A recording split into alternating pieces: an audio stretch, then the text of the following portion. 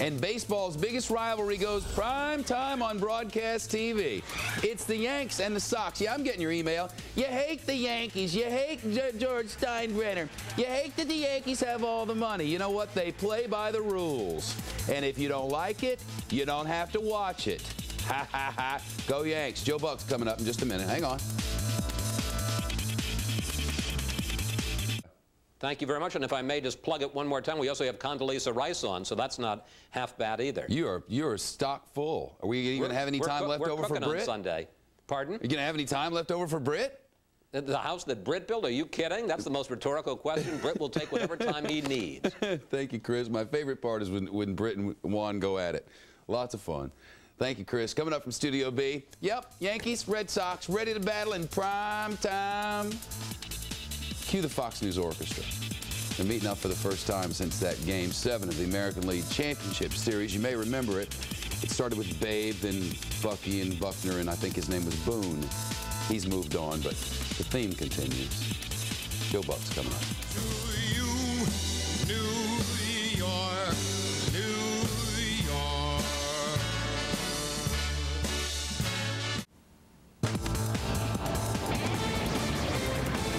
Now on to the important news of the day. A rumble in Boston tonight. The New York Yankees are visiting the hated Red Sox. It's already one of the biggest rivalries in sports. This says it is the greatest rivalry in sports. I don't think there's any question about that. You can argue about mud hens or whatever. But this year it's even more intense. The last time these two teams met was October. That's a young man named Aaron Boone. He's done his business and now he's gone, but we certainly appreciated it. Game 7 of the ALCS. This year there is a new third baseman in pinstripes. You may have heard of him. On the phone with us from Fenway Park in Boston is Fox Sports announcer, the one and only Joe Buck. How you doing, Joe? I thought you had A-Rod on the phone for a minute there. I wish we had A-Rod on the phone. Yeah, I know. I really appreciate you guys settling for me. And, you know, I'm getting hundreds and hundreds and hundreds of mails of people saying, we don't care about this game, but it's highly rated every year, isn't it? It does well. I mean, you look at the numbers last year for the ALCS, and not only were people interested, but the way the games unfolded and how close they were, and night after night, it seemed like a heavyweight fight. People were, you know, it was on the front page of the newspapers. It really got baseball back, I think, as I said, on the front page. And I think that baseball's kind of at the beginning here of a little renaissance, and people are more excited about it this year, I think, than ever. Sure, there are going to be people that say, who cares about Boston, the Yankees, when I live in wherever, Southern California, but I think across the country this game has a pretty wide appeal.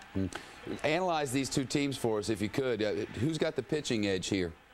You know, tonight at least, Vasquez, nobody knows anything about him because he's been in Montreal, but he's a 27-year-old pitcher who's very good. He was mighty good in his home opener. Very good.